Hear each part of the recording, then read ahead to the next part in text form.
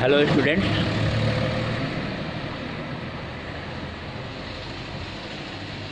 Now this is Sanjay Verma here, and I am going to start the new chapter, Earth and the Solar System, for class 6 in your social science period.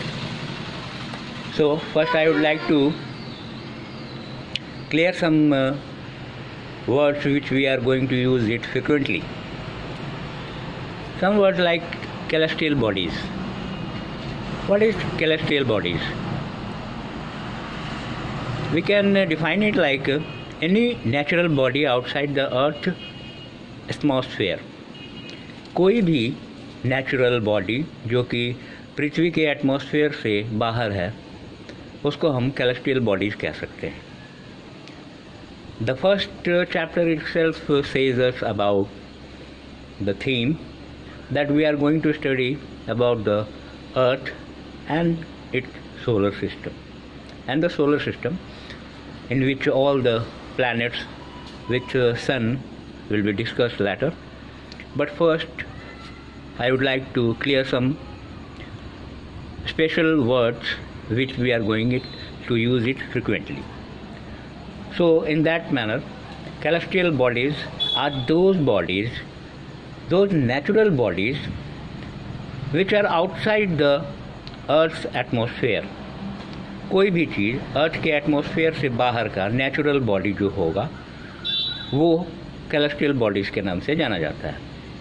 Just like space. What is space? Space क्या है? अंतरिक्ष क्या है? It is a large vacuum place. एक vacuum है, एक बहुत बड़ा स्पेस है. उसमें ये पृथ्वी भी आता है और बाकी ग्रह भी आते हैं, सूर्य, चंद्र, बाकी जितने भी celestial bodies हैं, all celestial bodies residing in the large vacuum place is known as space. It is also known as universe. इसको हम यूनिवर्स भी कह सकते हैं, जिसमें सारे star, planets, comets, galaxies, constellation and everything else we see in the sky. जो भी चीज़ हम देखते हैं वो सारे अंतरिक्ष के अंदर आता है.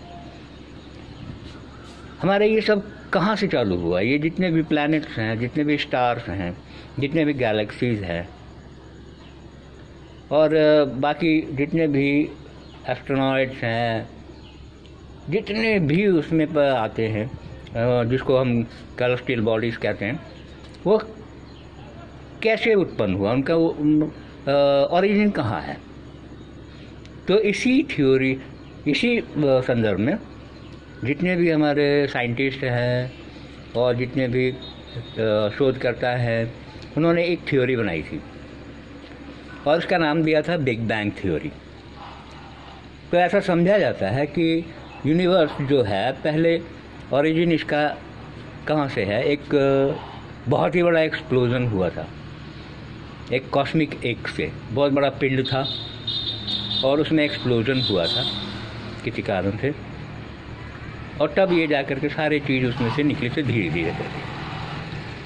सो it is assumed that the universe was originated from a gigantic explosion of a cosmic egg, और उसका नाम दिया गया था बिग बैंग थ्योरी.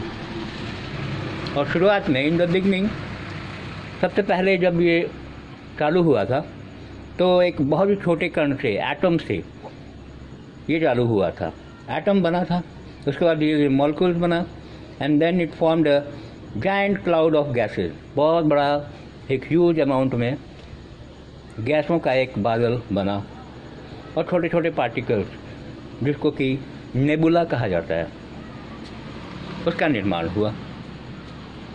और ये नेबुला अपनी ग्रेविटी में घूमने के दौरान, स्पिनिंग मोशन में घूमता घूमता दूसरे छोटे छोटे पार्टिकल्स को अट्रैक्ट किया अपने साथ और करके उसके बाद में ये दोनों टकराते गए. जैसे कि कुछ बने और बनते ही गए, आपस में टकराए. टकराने का कारण ये हुआ कि बहुत अमाउंट ऑफ हीट जनरेट हुआ, खूब ह्यूज अमाउंट ऑफ जनरेट हुआ हीट, और उन्हीं से ये फॉर्मेशन हुआ ग्लोइंग बॉडीज़ का, जिसका हम नाम देते हैं, जो चमकदार हुए, जो बहुत ही गर्म हुए, अपना उनके पास लाइट होता था, और उनको नाम दिया गया स्टार्स का. साइंटिस्ट जो है अभी भी ये कंक्लूड करते हैं, अभी भी ये थ्योरी उनके पास है कि अभी भी यूनिवर्स जो है वो फैलता जा रहा है, नए नए स्टार्स का भी जन्म इसी तरह से हो रहा है, और ये सारा अंतर्गत बिग बैंग थ्योरी कहलाता है।